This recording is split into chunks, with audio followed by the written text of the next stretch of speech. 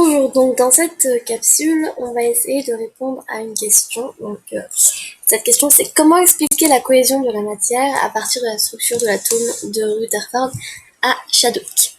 Donc, les rappels, premièrement. Donc, un atome est électriquement neutre. Il contient des nucléons qui composent le noyau et les protons sont chargés positivement. Les électrons, quant à eux, sont chargés négativement. Ils sont présents dans le nuage électronique de l'atome et il y a autant d'électrons que de protons. Le noyau, c'est 10 exposant moins 15 mètres, tandis que l'atome, c'est 10 exposant moins 10 mètres. Donc ça, c'était pour les ordres de grandeur. Maintenant, on va parler des particules élémentaires. Alors, des particules élémentaires, qu'est-ce que c'est? Donc, des particules à solide élémentaire si elles ne résultent pas de l'interaction d'autres particules plus petites. Les particules élémentaires, elles vont interagir entre elles pour assurer la cohésion de la matière. Donc les quarks, par exemple, 10 exposant moins 18 mètres, sont des particules élémentaires. Il y a très longtemps, maintenant on remonte dans le temps, les atomes, donc atomos, qui veut dire indécable en grec ancien, les atomes étaient considérés comme le plus petit objet physique. Or, c'était complètement faux. Et en 1877, J.J. Thomson, il va découvrir les électrons. Et les électrons, en fait, sont les premières particules élémentaires découvertes.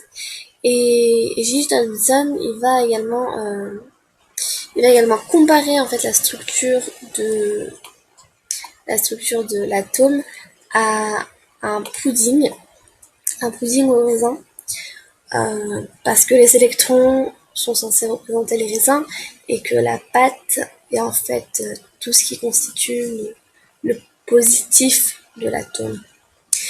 Donc en 1911, Ernest Rutherford découvre le noyau atomique grâce en fait à la fameuse expérience de la feuille d'or et des particules alpha.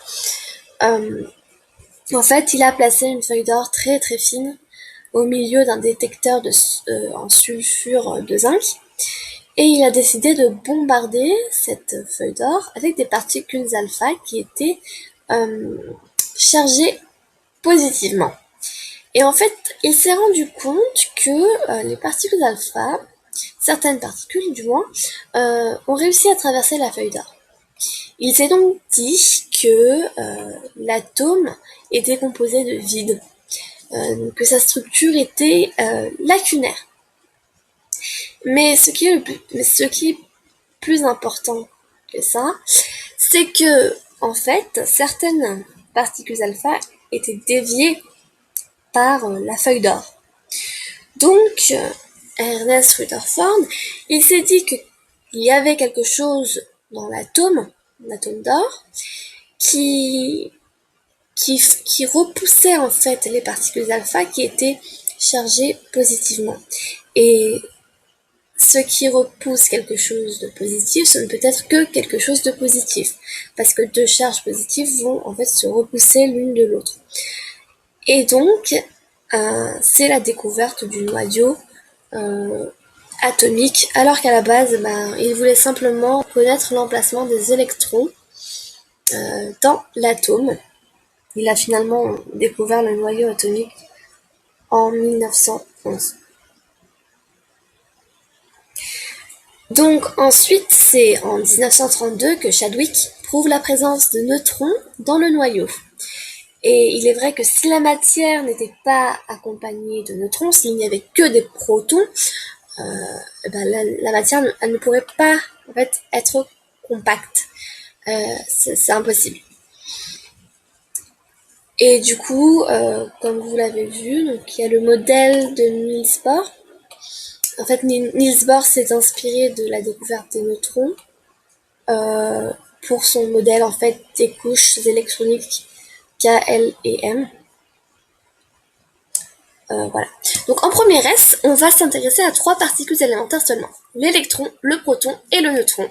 Donc voilà les ordres de grandeur de la masse en kilogrammes de ces 3 particules. Et puis la charge en coulomb. Alors, il est important de savoir qu'un électron est constitué d'une charge élémentaire de 1,6 fois 10 exposant moins 19 coulombs. et que cette charge électrique, elle est indivisible.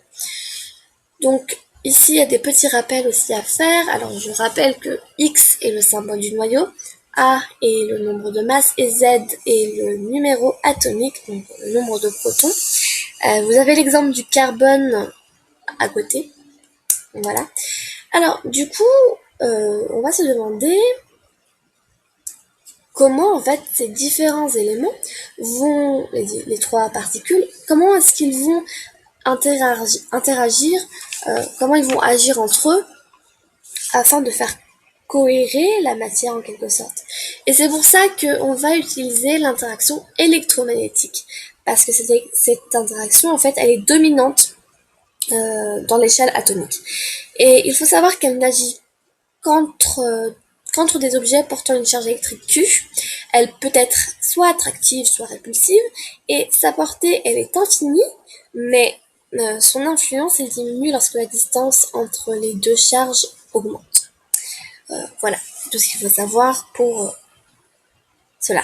Donc deux charges électriques à grand A et grand B, deux charges électriques petit QA et petit QB en coulomb, exercent l'une sur l'autre une force exprimée de la façon suivante. Donc F va être exprimé en Newton, K est une constante, donc égale à 9,0 fois 10 exposant 9. D est exprimé en mètres, et il ne faut jamais oublier le petit carré, et Q en coulomb. Alors maintenant, quand Q1 et Q2 sont de même signe, on va dire que l'interaction est répulsive. Elle se repousse. Maintenant, on va dire que quand Q1 et Q2 sont de signes opposés, l'interaction est attractive. Voilà. Donc, dernière partie de cette capsule, c'est la force électrique entre les protons dans le noyau. Il faut savoir que les protons, entre eux, ils exercent des forces électriques répulsives, puisqu'ils ont la même charge électrique. Et dans le noyau, les protons, ils sont proches les uns des autres. Or, les noyaux, ils ne sont pas stables. Donc, il va exister en fait une autre interaction attractive à l'échelle du noyau. Et donc, à l'échelle du noyau atomique, l'interaction forte, c'est l'interaction qui est dominante. Elle va en fait assurer la cohésion du noyau. Et c'est ce qui participe en quelque sorte à la cohésion de la matière. Cette interaction donc forte, elle ne s'exerce qu'à des distances très courtes, au contraire de l'interaction gravitationnelle, etc. Donc des distances très courtes, de l'ordre du diamètre, ou du diamètre du noyau atomique. Voilà. Donc ensuite, pour l'interaction faible, on va pas trop s'attarder là-dessus. En fait, l'interaction faible, elle a lieu dans le noyau, et sa portée est très extrêmement faible. Elle est de l'ordre du diamètre d'un nucléon. Et l'interaction faible, en fait, elle va être responsable de certaines désintégrations radioactives.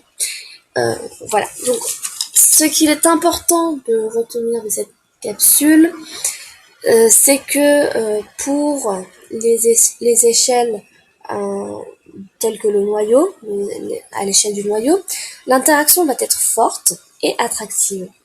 À l'échelle du nucléon, elle va être forte ou faible, et elle va être attractive également.